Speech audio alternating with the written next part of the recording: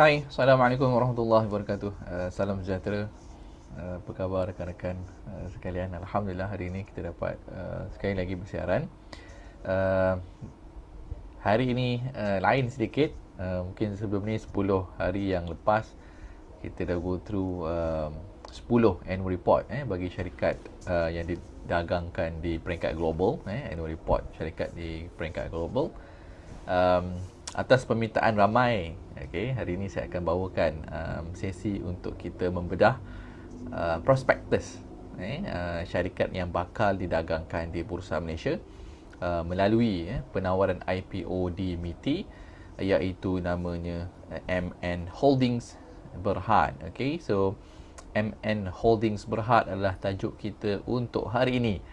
Jadi seperti biasa, kongsikan video ini kepada rakan-rakan anda dan juga di wall anda agar sama-sama kita dapat mempelajari berkenaan dengan prospektus syarikat MN Holding Berhad. Dan sekiranya anda boleh dengar suara saya dengan jelas, boleh komen dengar, dan sekiranya boleh nampak skrin saya dengan clear, so boleh komen nampak. Dan sementara itu saya nak test saya punya audio.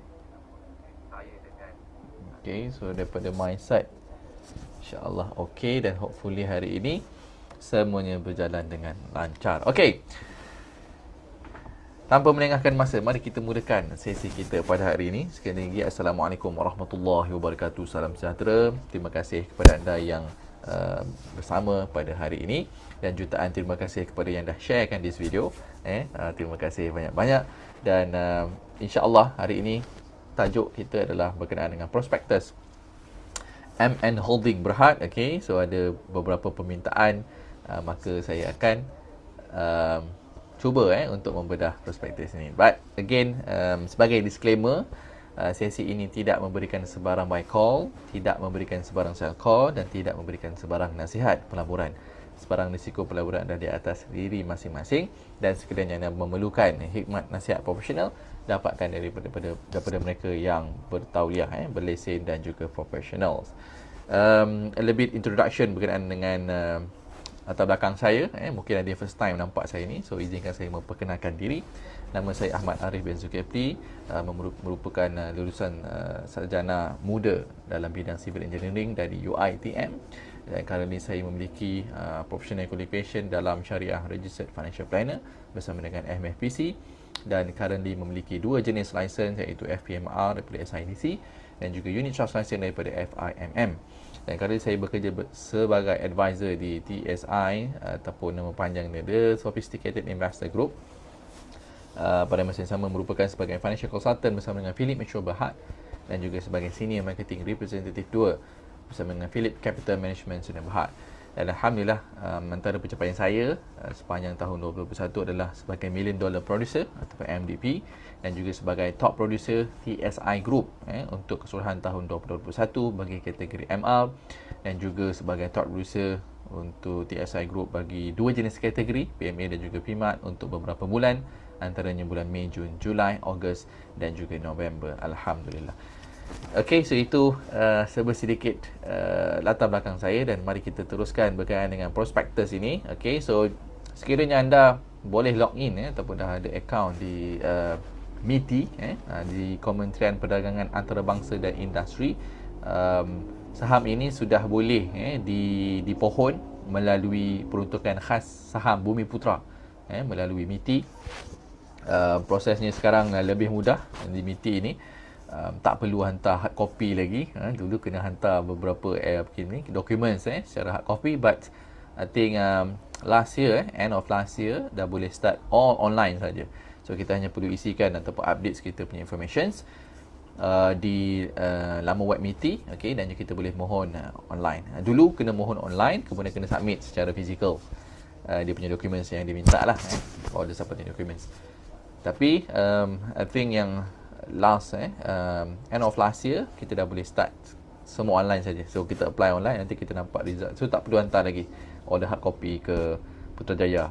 So sekarang hanya perlu tekan, duduk depan laptop dan kita tekan-tekan saja.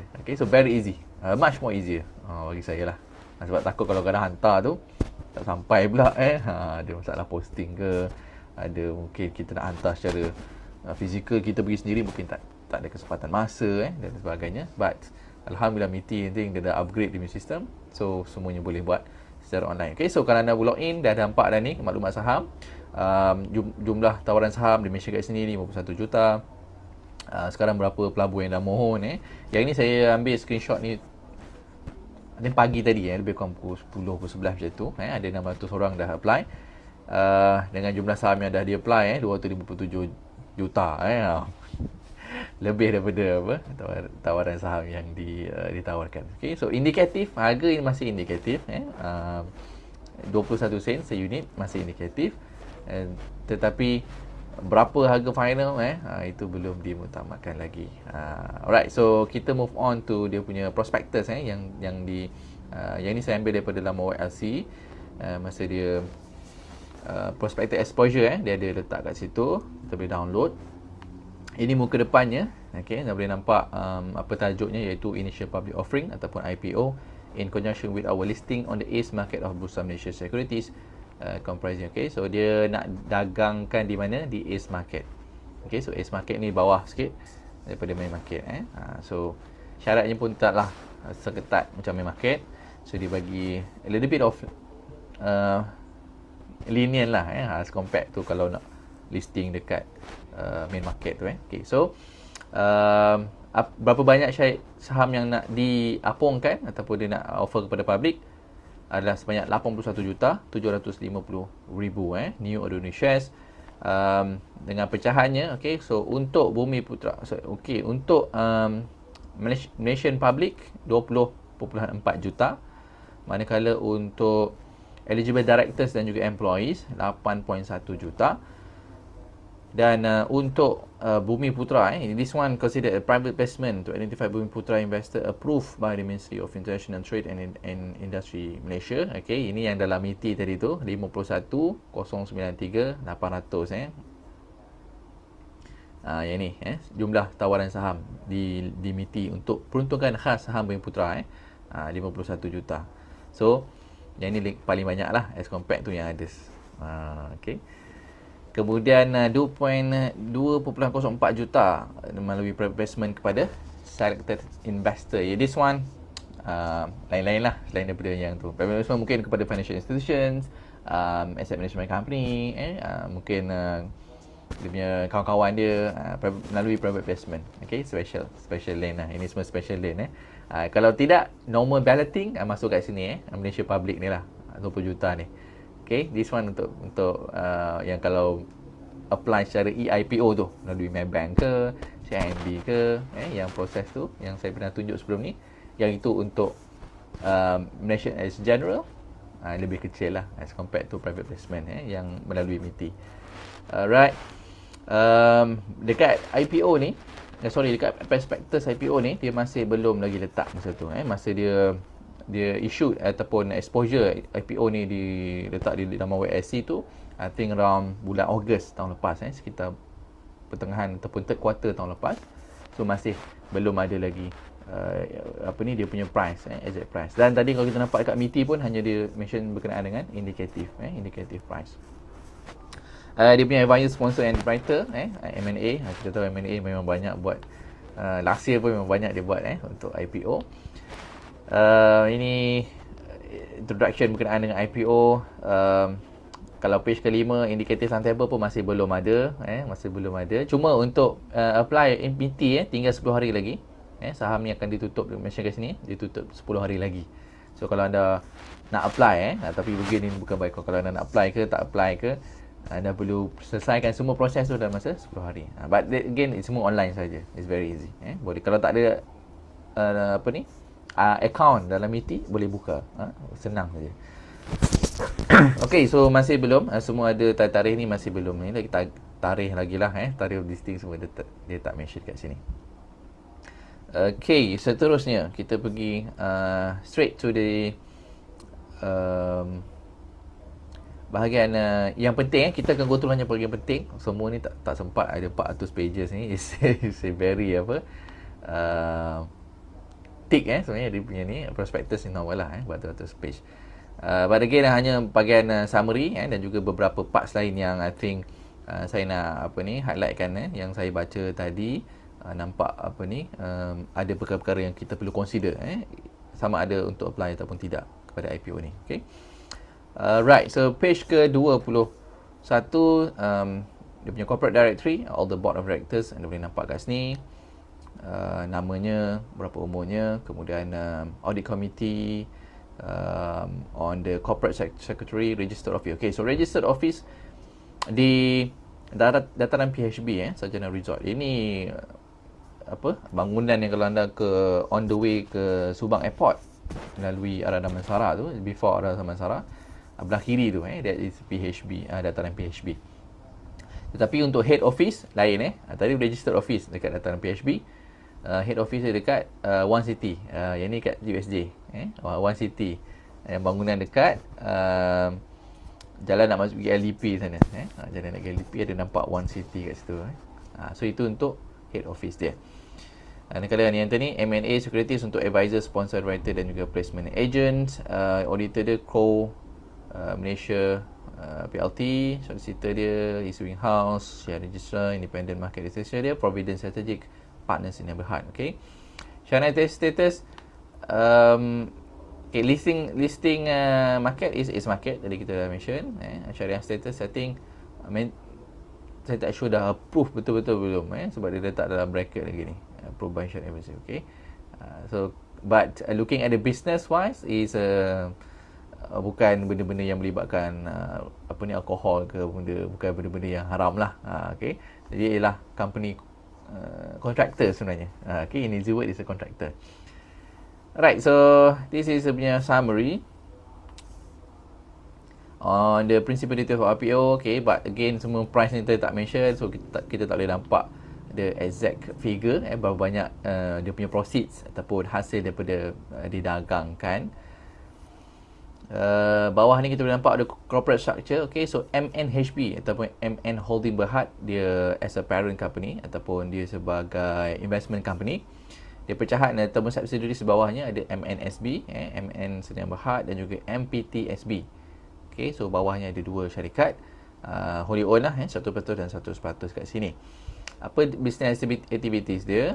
Yang pertama MNSB ni, dia punya activities adalah underground utilities engineering services and solutions. Untuk MPTSB untuk substation engineering services and solution. Okay, so it's actually is a contractor yang menjalankan kerja-kerja underground utilities engineering dan juga untuk substation engineering services. So ada dua jenis business operations yang dijalankan oleh MN Holdings Berhad. Okay, background dia dah 13 tahun beroperasi. Untuk MNSB yang buat underground utility didaftarkan dengan CIDB untuk G7 nanti ataupun Grade 7, manakala untuk MPTSB yang buat substations tadi tu didaftarkan under G5 ataupun Grade 5 dengan CIDB. So ada dua jenis kategori. Okay, sama building and civil engineering dan juga satu lagi on mechanical engineering. So ada dua jenis. Substation of course is mechanical engineering lah. Untuk you underground utilities tu yang buat ducting ke, buat pipe dan sebagainya is under building and civil engineering. CNS works lah kalau kita panggil. So untuk G7, okay, dia tak ada limit berapa amount contract yang dia boleh apply. Okay, so sebab G5 dia hanya boleh apply ataupun masuk tender untuk up to 5 million.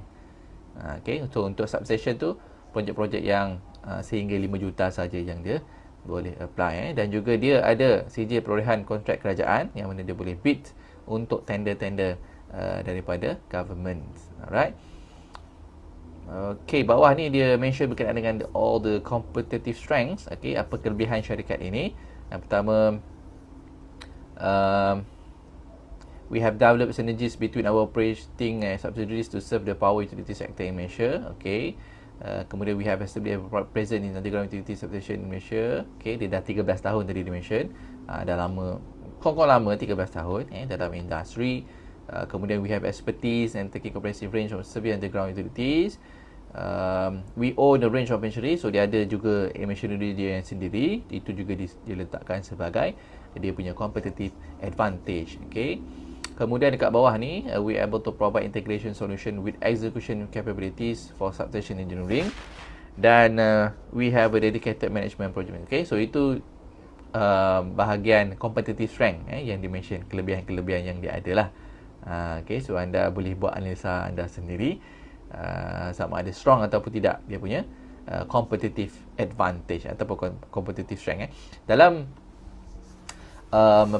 kita panggil value investing yang dipopularkan oleh Warren Buffett. Warren Buffett, I think most of us kenal, one of the, I think, living legend lah dalam bidang investment ni, dan top 10 billionaire di dunia. Dia punya kriteria dalam selection of stocks, bila dia buat pemilihan syarikat, of course ada beberapa kriteria, tapi yang utama juga adalah on the competitive strengths ataupun dipanggil competitive advantage as compared to dia punya peers ataupun company lain. Okay, so dia nak cari company yang mempunyai competitive advantage, barulah dia consider untuk melabur dalam sesuatu syarikat tu. Okay, dan lain kategori, of course, dia ada able management, honest and able management.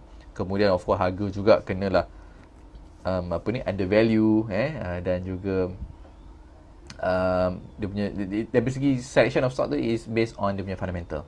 Dan untuk IPO, kita memang tak ada technical analysis, kita hanya ada the fundamental analysis. Itulah apa yang kita cuba buat dalam membuat analisa. Okay, dan it all depends on your analysis, appetite dan juga risk yang you boleh absorb sebelum you nak apply sesuatu IPO itu. Okay, kemudian on the business strategies,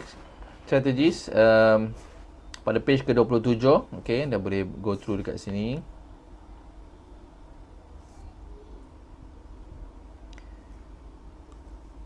Apa strategi yang dia nak jalankan? Okay, pertama, we intend to enhance our machinery and equipment. Okay, dia nak tambah dia punya machinery and equipment. I think this is one of the reason kenapa dia go for listing.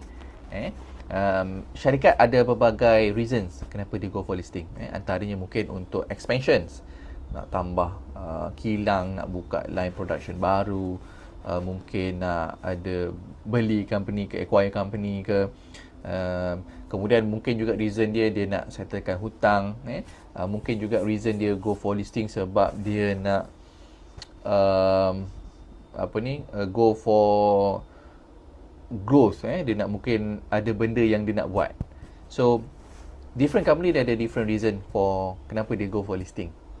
Nanti kita akan go through kenapa reason dan nak ke mana duit tu akan dibelanjakan untuk listing. So company of course secara biasa boleh, kalau nak modal, of course lah, boleh pergi jumpa bank dan buat financing ataupun buat loan.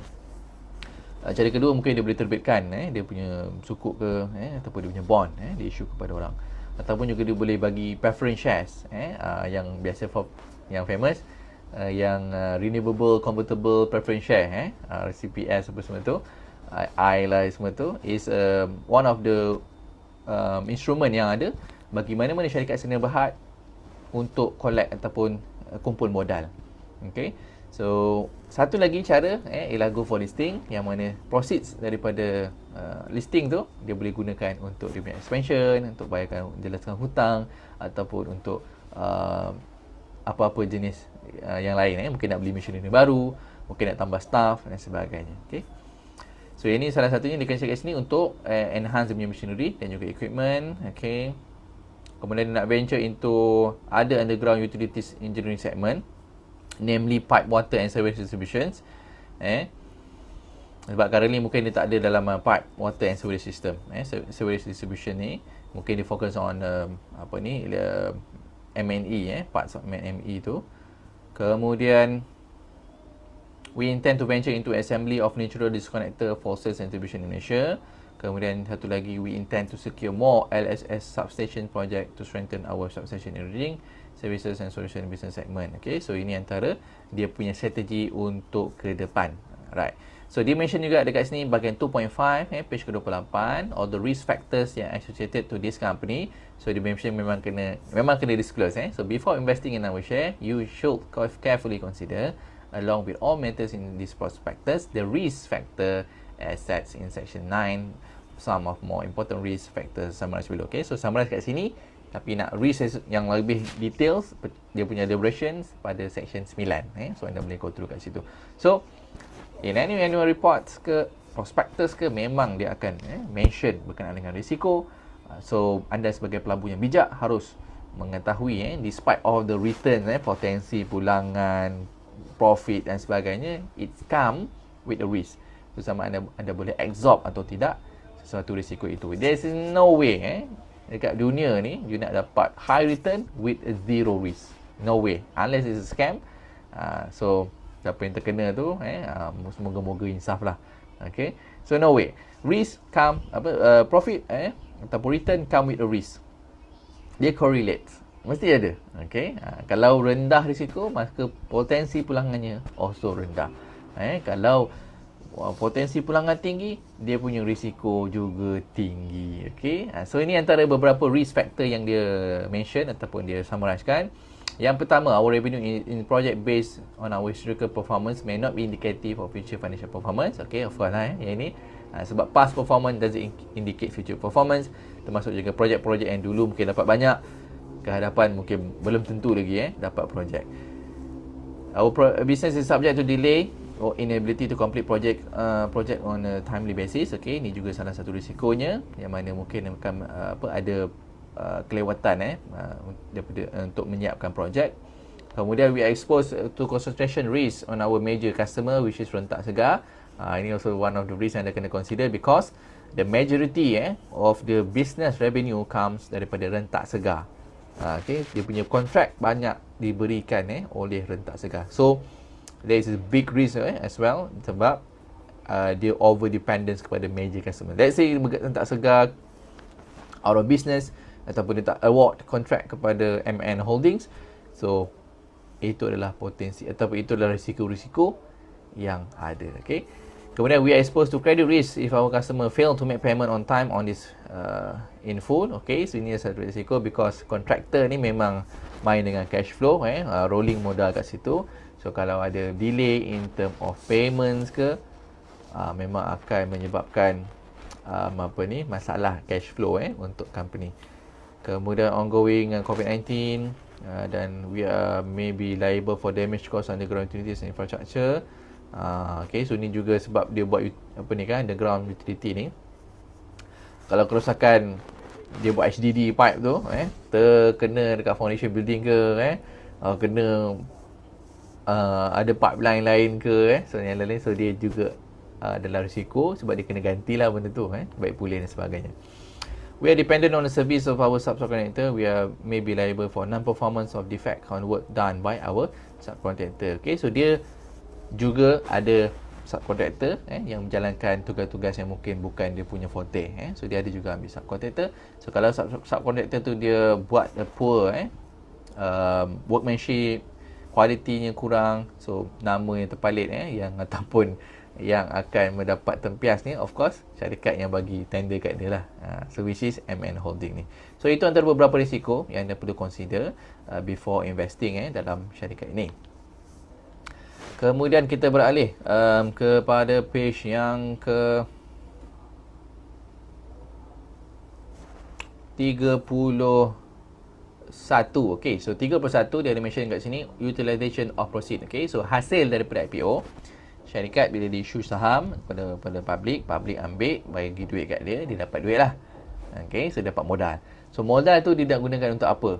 Okay, so ada beberapa jenis benda yang dia nak buat daripada dapatan ataupun proceed IPO ni. Yang pertama untuk capital expenditure, untuk dia punya capex. Kedua, repayment of bank borrowing, so ada benda nak selesaikan dia punya hutang. Kemudian on general working capital, okay. General working capital untuk modal biasa yang rolling semua tu. Dan juga untuk estimated listing expenses ni yang kena bayar dekat dia punya underwriter, sponsor semua tu. Okay, cuma dekat sini since harga pun dia tak letak berapa, so kita tak tahu berapa amount yang akan digunakan setiap satu utilization ni. Dan juga in term of percentage pun dia tak bagi siap-siap. So susah juga kita nak analisis, sebab kita tak tahu berapa dia nak bayar untuk bank borrowings, berapa in term of percentage untuk capex dia, untuk working capital dia, untuk SMS. So that is satu benda yang kekurangan dekat prospectus ni, because tak ada details berkenaan dengan benda-benda ni. So sekiranya ada, okay, so kita punya analisis tu lebih lengkap lah, sebab kita tahu dia nak belanja untuk apa. Kalau mata-mata nak bayar hutang banyak, katalah 60% ke 70% nak bayar hutang, so that is going to affect my analysis and considerations. Kalau dia nak buat untuk capital expenditure, but how much, kemudian untuk working capital how much, bank borrowing how much, so it's much easier untuk saya come up with my analysis ataupun conclusions. So tak apa, nanti mungkin selepas ini dia akan keluarkan yang baru, yang updated. Mungkin dia akan bagi a brief details explanation berkenaan dengan utilizations of the proceeds. So, okay. Alright, so seterusnya on page 32 on the financial and operational highlights kat sini, dia bagi dekat kita data, financial data daripada tahun 2018, 2019 dan juga tahun 2020. Dan juga ada satu lagi tambahan audited tahun 2021. So yang pertama, kalau kita lihat kat sini on the revenue, memang ada peningkatan from year to year, yang mana pada 2018 51 juta meningkat kepada 65 juta dan meningkat kepada 68 juta pada tahun 2020. However, yang saya nampak kat sini juga on the profit after tax, profit after tax berkurangan year on year. Even though revenue meningkat, tetapi dia punya profit after tax tu berkurangan sebenarnya, from year to year, daripada 7.3 juta turun 6.3 juta, turun kepada 5.6 juta. So mungkin ada banyak faktor yang mempengaruhi kenapa dia profit dia berkurangan, but again, this is one of the things yang kita kena consider. Sebab even with the revenue semakin meningkat, tapi dia punya profit semakin berkurangan. Kalau semakin meningkat, nampak cantik lah, nampak tally lah dengan revenue-nya. Tapi masalah kat sini, revenue meningkat, profit after tax berkurangan. Malahan untuk yang ni 2021 revenue 74 juta, but profit after tax 5.4 juta, lagi berkurangan. Even though peningkatan 4 juta daripada segi revenue, so makin berkurangan ni kalau nampak 3 tahun kat sini. Okay, juga bagi kat sini gross profit margin is around 25%. On profit after tax margin is just around 8.33%. 8.33, malahan untuk 2021 ni around 7.3%. Okay, so margin ni semakin lama makin berkurangan. Dulu 14%, nampak okey lah untuk kontraktor. 20% tu memang best lah. So dan ni cuma 14, kemudian turun kepada 9, turun kepada 8 lagi, kemudian berkurangan ke 7% profit. So secara tak langsung, bila profit after tax affected ataupun berkurangan, dia punya EPS juga akan berkurangan. So EPS makin lama from year to year berkurangan. Dan juga kat sini diluted EPS also akan berkurangan juga. Okay, so that is one of the things yang you kena consider juga dalam you punya analysis. Kemudian kita beralih kepada page yang ke-33. This is all the assets yang dia ada, current dan current, apa dia punya equity, liabilities yang ada. Okay, so gearing ratio bertambah, kemudian berkurang dan juga berkurang. Okay, so yang ni FPE 2021 0.3 dia punya gearing ratio. Manakala untuk operational highlight kat sini, dia so far untuk syarikat ni dia dah complete 313 projects ataupun 313 contracts throughout dia punya sejak di incorporated 313 project dah complete. Daripada 313 ni, 195 projects atau contracts adalah untuk underground utilities, yang total semuanya bernilai 156 juta. Manakala remaining 118 contracts adalah untuk substation engineering, yang mana total contract semua tu hanya 49.1 juta ringgit. So ada dua jenis bisnes kita tahu tadi. Pertama underground utilities, yang kedua untuk substation engineering. So kita nampak kat sini the big chunk of the revenue tu datang daripada underground utilities, yang mana contributed 156 juta, manakala untuk substation engineering hanya 49 juta sahaja. Okay.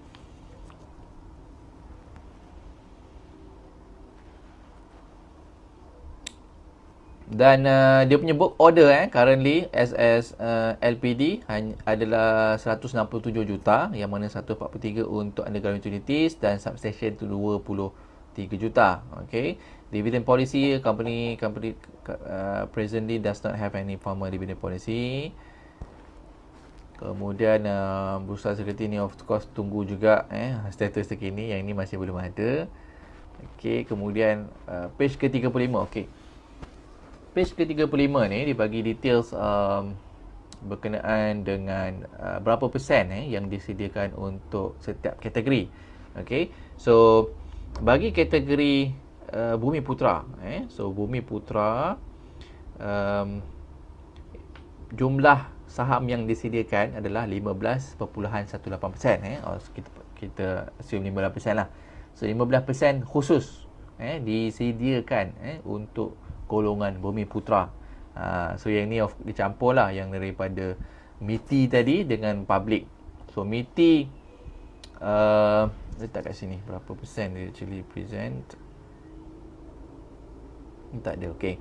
So campur MITI dan juga yang melalui balloting open tu, total Bumi Putra 15.18. So untuk non bumi 85%, 84.82% kat sini. Okay. So 100% untuk Malaysian. Alright. Kemudian, okay, this is dia punya promoters berapa ni dia bagi. Okay. Alright. So untuk kategori Bumi Putra melalui MITI 12.5%. Okay, 12.5%. Dan untuk balloting yang melalui EIPO tu hanya 2.5%. So kita nampak kat sini untuk Bumi Putra melalui MITI ni paling banyak lah, 12.5%. This normal lah. Kalau untuk balloting memang ada lebih sikit daripada MITI tu. So total up campuran Datuk IR Zain Nurin bin Haji Karman. So total semua untuk Bumi Putra 15.18%. Yang tadilah total sama ni 15.18%. So ini total dia. So MITI memang paling banyak 12.5%. Okey, apa lagi yang kita boleh nampak kat sini? Ini indikatif tak ada sebab date pun kita tak nampak tadi. Okay, this one the private placement, offer sales listing. This one all the selling shareholder. Okay, perubahan shareholder before listing. Dia ada pertukaran kat situ berapa banyak dan sebagainya. Untuk pink form, okay, ni untuk staff lah, employees dia dibagi pink form. Eligible directors 5 orang, employees eligible 20 orang. So total ada 25 orang daripada staff dia yang eligible untuk dapat the pink form allocations. Okey, apa lagi yang ada kat sini?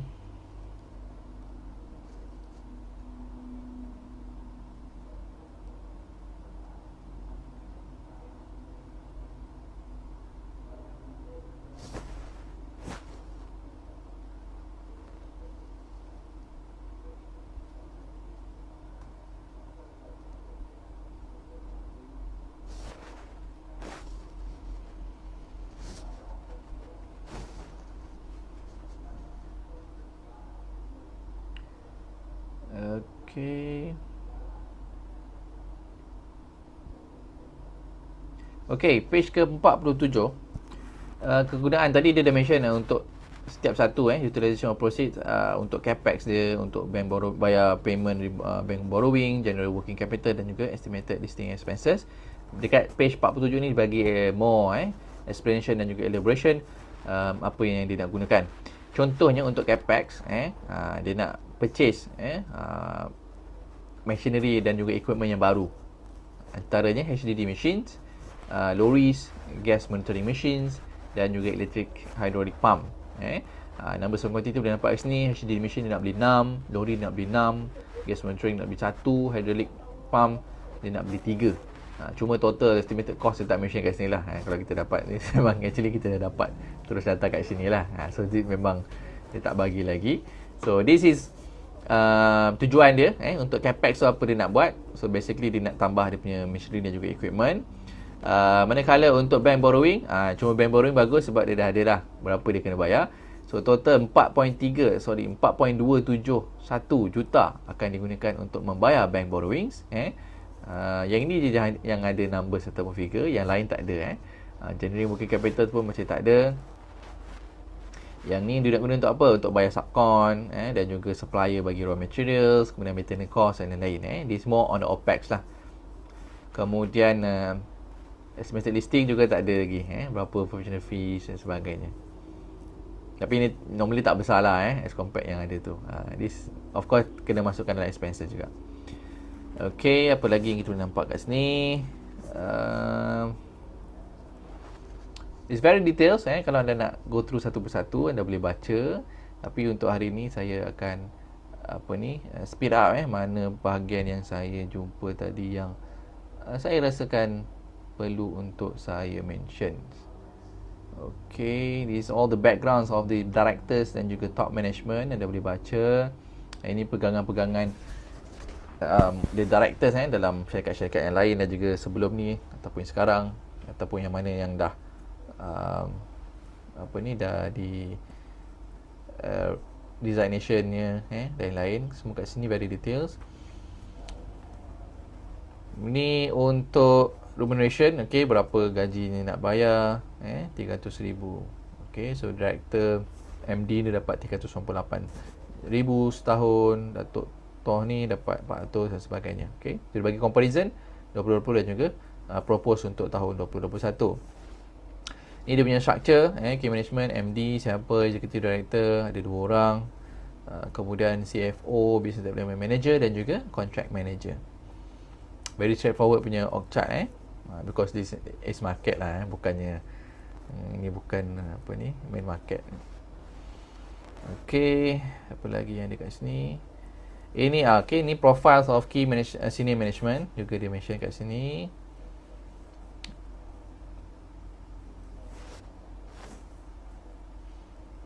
Risk management committee information.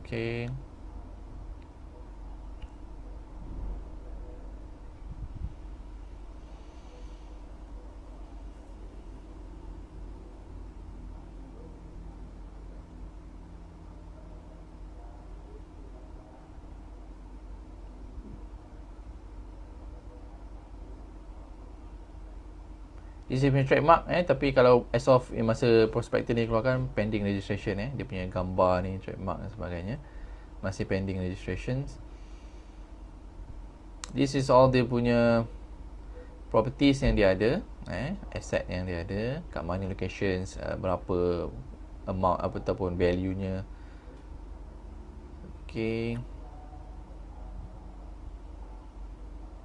This is on the material capital expenditure, office, factory, apartment dan sebagainya. Kemudian dia punya material capital advantages. Anda boleh tengok kat sini. Saya nak go straight into this is dia punya business milestone daripada tahun 2010 dia buat apa perkembangan dia dari tahun ke tahun sehinggalah tahun 2020. Anda boleh baca kat sini. Kemudian page yang ke 106, this is dia punya business overview berkenaan dengan stages yang involve di dalam projek-projek yang dia buat. Kalau kita nampak kat sini, mainly untuk electric ataupun power generation, dia ada 3 stage, daripada generations, transmission dan juga distributions. So anda boleh baca kat sini. So basically dia banyak involve dekat sini lah, transmission dengan distribution. Unless untuk yang PV ni mungkin dia nak explore barulah untuk solar. But sekarang ni memang dibuat untuk substations dan juga underground utility works.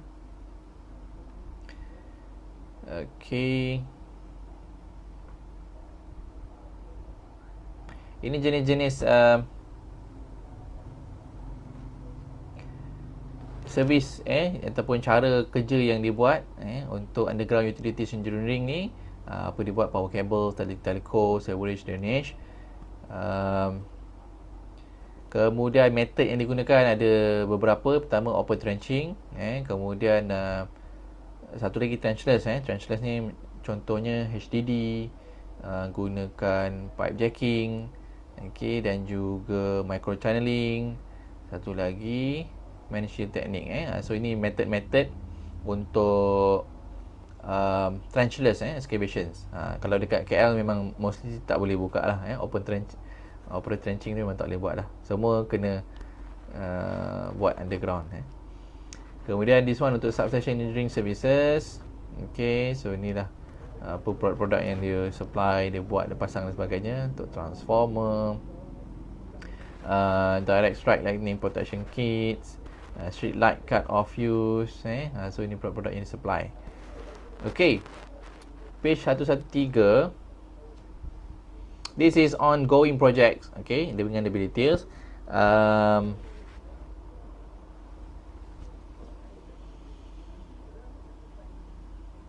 Untuk underground utilities engineering services and solutions, ada 211 projek. So 113 yang masih unbilled. So 78 juta dia dah bill ataupun dah recognize. Yang pending ada 133. Manakala untuk substation engineering works, total kontrak ada 27. 22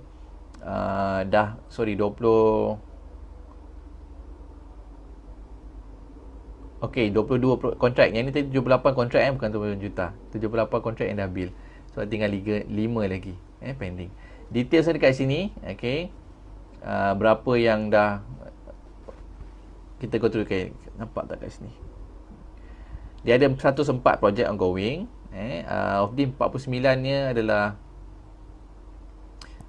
kontrak dengan rentak segar. 49 so memang besar pecahan untuk rentak segar ni. Kontrak value 115 juta. Remaining 55 kontrak, value dia 95.42 juta. Dan untuk substation engineering satu lagi, substation engineering ada 14 ongoing contract dengan 3 kontrak LSS with total contract of 18.38 juta. Remaining 11 kontrak ada 8.69 juta remaining. So itu pecahan of the ongoing contract.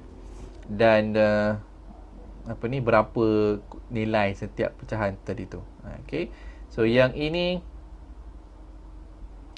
dia punya nama-nama projeknya. Anda boleh go through setiap satu. Siapa customer dia, apa jenis projek, scope dia, sektor dia. So kita nampak ada power, ada juga gas kat sini.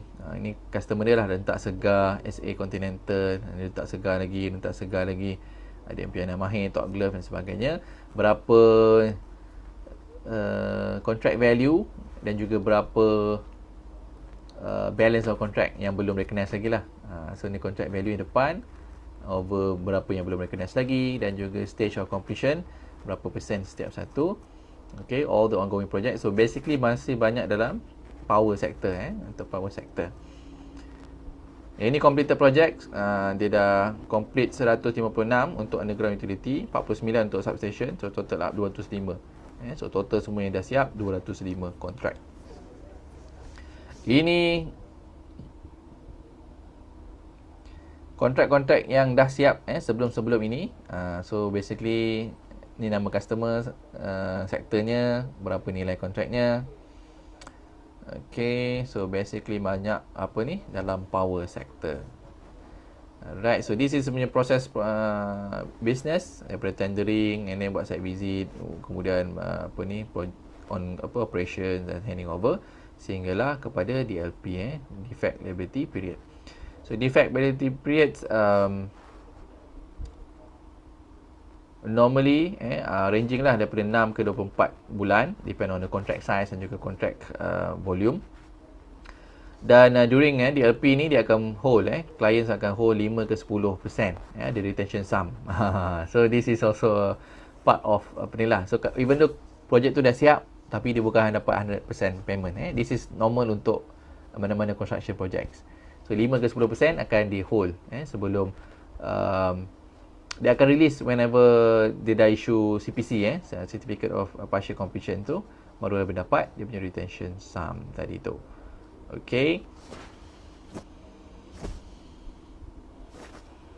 Kemudian apa lagi yang kita boleh nampak kat sini?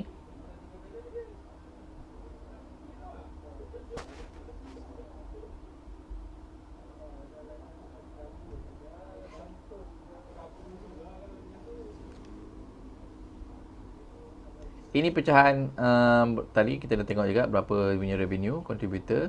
So untuk tahun 2020 of course underground utility paling banyak 80% contribute dia punya revenue, hanya substation lebih kurang 19% saja. Okay, so total untuk 2020 68 juta dia punya revenue. Okay, this is the numbers of employees as at 28 February 2021 ada 89 orang. Ini pecahan dia, site operator, okay. All the training and development yang dia dah bagi kepada staff. Major customer. Okay, so dekat sini dia bagi mention juga siapakah pelanggan ataupun customer dia untuk syarikat MN Holding Berhad ni. So kalau kita tengok kat sini dia bagi from year to year 2018, 2019 dan juga 2020. So saya nak tengok tahun 2020 lah tengok tahun 2020. So rentak segar memang 40%. Okay, datang kontrak semua datang daripada rentak segar 40%.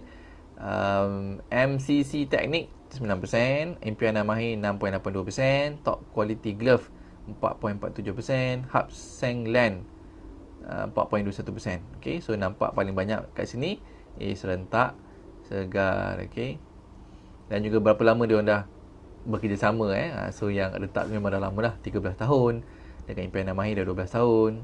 Okay,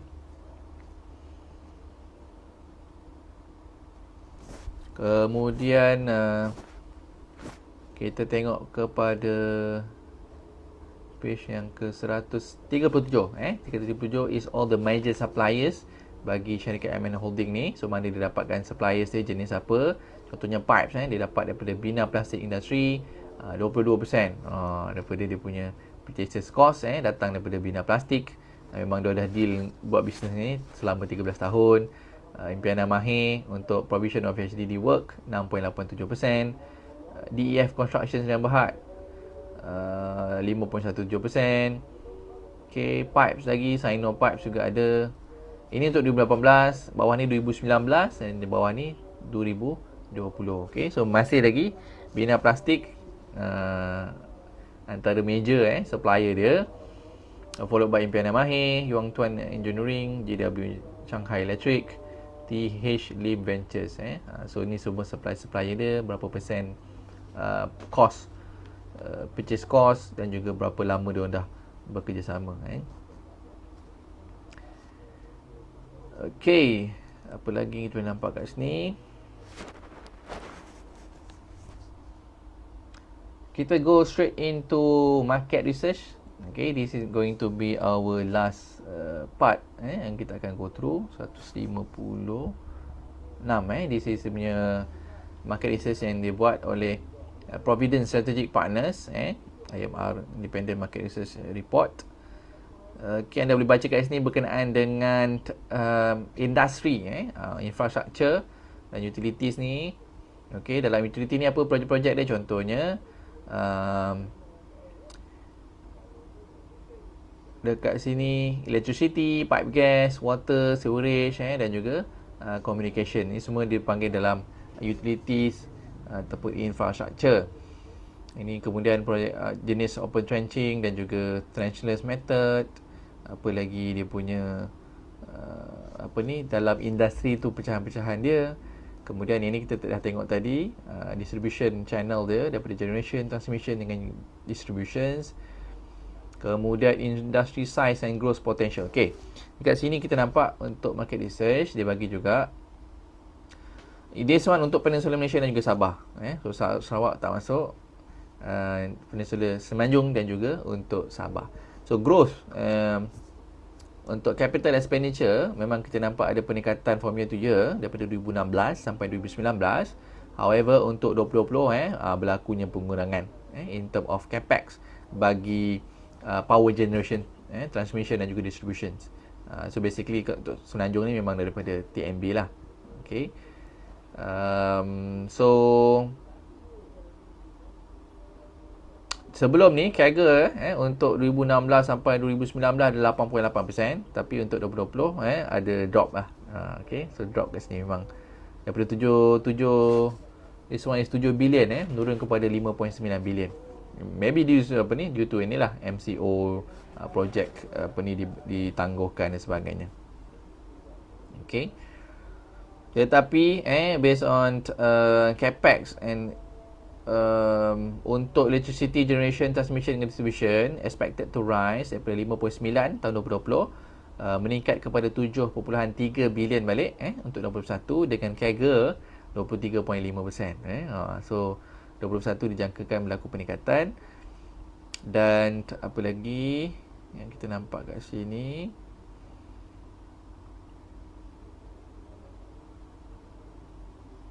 okey, bawah ni juga mention berkenaan dengan long term economic growth, support investment in utility infrastructure. This is due to perkembangan dari segi GDP ekonomi Malaysia, bila berlaku peningkatan dan juga of course in term of development ataupun investment dalam bidang infrastruktur juga akan berlaku peningkatan. That is dia punya brief daripada report yang panjang ni. Okay. Cuma yang saya nak highlight lagi kat bawah ni. So, okay. So, population growth and urbanization promotes investment in utility infrastructure. So, bila jangkaan population meningkat, juga urbanization, maknanya orang duduk kat bandar menjadi semakin meningkat. So, tahun 2020, urbanization rate adalah pada paras 80%. Manakala untuk tahun 2050, jangkaannya 85% sehingga 90%. So is a long term punya expectations yang mana makan 30 tahun. Okay, so ni jangkaan 30 tahun urbanization akan meningkat. So of course bila berlaku peningkatan dari segi orang duduk kat bandar, dia perlukan electricity, dia perlukan kepada air, sewerage, kelengkapan untuk sewerage dan sebagainya. So benda-benda ni memerlukan kepada projects lah untuk upgrades ataupun build a new infrastructure bagi menampung manusia nak duduk kat bandar ataupun urbanization kita panggil tadi. Okay, seterusnya growth demand for other utilities stimulate investment in new and replacement utility infrastructure. Okay, pertama pipe gas.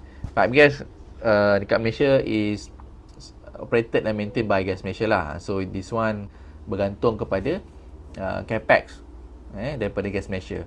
Contohnya capex untuk tahun 2020 untuk Gas Malaysia adalah sebanyak 148 juta.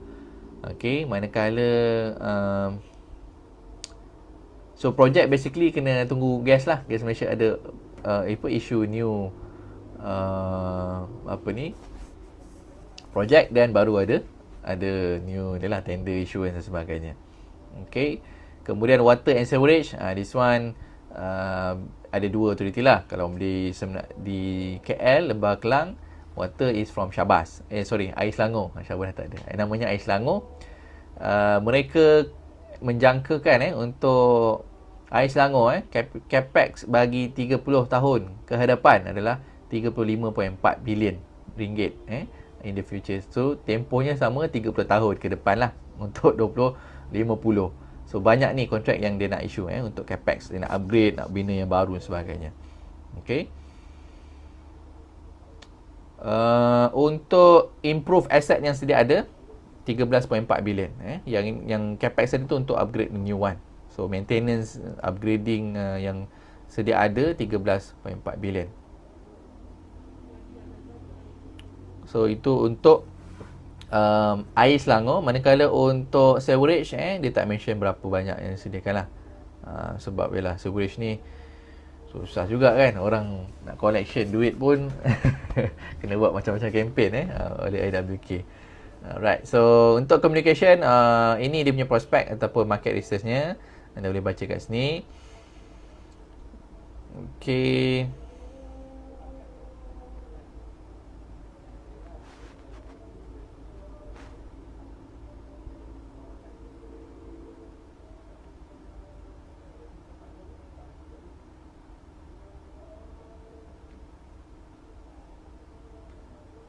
Alright, kita sambung ke dia punya market share. Saya nak tengok dia punya market share.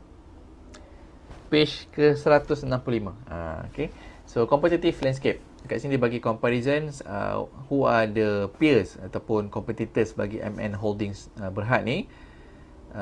Ada banyak, okay. Tapi dekat sini dia mention untuk pegangan market share MN Holding Berhad adalah sekitar 1.2% sahaja as compared to the whole market di Semenanjung dan juga di Sabah. So bawah ni all the industry player, dia mention siapa nama dia. Ini untuk underground utilities, dia pecahkan dua. Satu underground utilities, satu lagi untuk substations. So underground utility, this is all the players dengan dia punya revenue dan juga dia punya profit after tax. Kemudian page 166 sambungan dia, anda boleh tengok siapa dia punya ni. So Pestech pun ada kat sini, sebagainya, berapa dia punya revenue dan juga dia punya profit after tax. Kemudian yang bawah ni on the peers ataupun kompetitor bagi sektor subsektor substation engineering.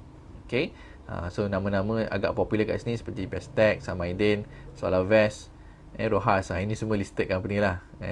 Pestech ni, yang ni mungkin subsidiaries dia, tapi Pestech juga listed, Samaidin listed, Solarvest listed, Rohas also listed. So dia bagi juga dekat sini dia punya revenue dan juga dia punya profits after tax. So ini antara benda yang anda kena consider juga. Depends on dia punya business size, dia punya profit after tax dan sebagainya. Alright, so I think that's all from me untuk hari ini. Alhamdulillah kita dah go through ataupun sempat review berkenaan dengan prospectus IPO MN Holding Berhad, yang mana ketika ini hanya boleh di-apply melalui MITI lah. Yang so far yang dah buka MITI, normally untuk e-IPO selepas MITI, dia lambat sikit. MITI biasanya keluar awal, dia keluar awal sikit. So ada tempoh lebih kurang 10 hari untuk anda buat analisa, untuk decide nak istikharah ke dan sebagainya. Ada 10 hari lah. Nak buka account dan sebagainya ada masa 10 hari. Okay. So sebelum saya akhiri, saya nak kongsikan kepada anda salah satu servis yang disediakan oleh Phillip Capital Management Sdn Bhd, iaitu kita panggil sebagai private mandates. Special sikit private mandates ni, okay, yang mana kita panggil namanya PMA, Absolute 8, Private Managed Account Absolute 8, adalah salah satu bentuk private mandates yang mana menggabungkan beberapa jenis investment dalam satu account private mandate anda. Okay, so meaning private mandate ni sebenarnya kalau in summary, dia adalah gabungan saham, unit trust, sukuk, money markets. Okay, so semua itu digabungkan dalam satu mandate yang akan diuruskan oleh portfolio fund manager. Okay, so anda tidak perlu nak pening-pening nak pilih invest dalam unit trust ke, nak pilih invest dalam saham ke, nak pilih invest dalam sukuk ke, dalam money markets ke, pening. So kalau anda pening, tak ada masa nak manage, so this is a product ataupun service yang sesuai untuk anda, yang mana dalam satu mandate dia menggabungkan ke semua benda-benda instrumen tadi tu, saham, unit trust, sukuk, money market dalam satu account. So dalam satu account anda akan ada gabungan berbagai jenis investment instrument ataupun portfolio.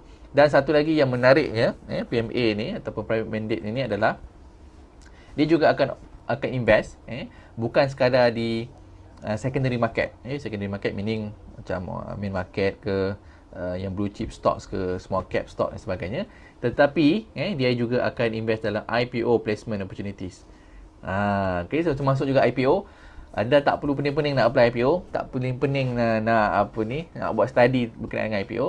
Let the fund manager and the analyst do the research analysis and decide which IPO should they invest for you, should they apply for you, berapa banyak nak apply dan sebagainya. Okay, so ini adalah the beauty of this private mandate, yang mana tadi dah gabungkan all the asset class. Ada unit trust ni, dia ada sahamnya, dia ada sukuk, money market. Kemudian dia boleh juga invest dalam IPO. Okay, so yang jarang-jarang kita jumpa private mandate dekat Malaysia yang apply juga dalam IPO. Okay, kemudian lagi, bukan setakat tu, all the right entertainments, ada private placement ke, ada opportunity yang ada ditawarkan kepada institutions, so dia boleh juga masuk.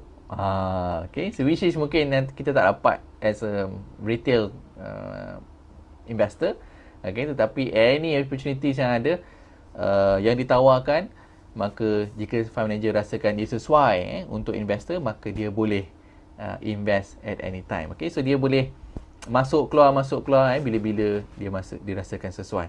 Alright, so sekiranya anda berminat untuk mendapatkan maklumat lebih lanjut berkenaan dengan private mandates PMA Absolute 8 ni, anda boleh hubungi saya, boleh PM saya ataupun boleh klik link yang saya sediakan untuk dapatkan penjelasan yang lebih lanjut. Okay, so thank you so much kepada anda yang setia daripada awal hingga akhir dalam briefing prospectus IPO MN Holding Berhad. Hopefully you guys gain something, dan juga jutaan terima kasih kepada anda yang dah kongsikan video ni, dan kepada yang belum kongsikan, please saya minta untuk kongsikan. Kita kongsikan ilmu ni dengan kawan-kawan kita, dengan ahli keluarga kita, tak ada rugi pun, insya-Allah. Malah jadi pahala yang berkekalan, insya-Allah. Sehingga kita berjumpa lagi dalam sesi yang akan datang dalam tajuk-tajuk berbeza, sama ada dari segi prospectus IPO ataupun global stocks, research daripada annual reportnya. Kita jumpa lagi. Saya akhiri dengan Assalamualaikum warahmatullahi wabarakatuh.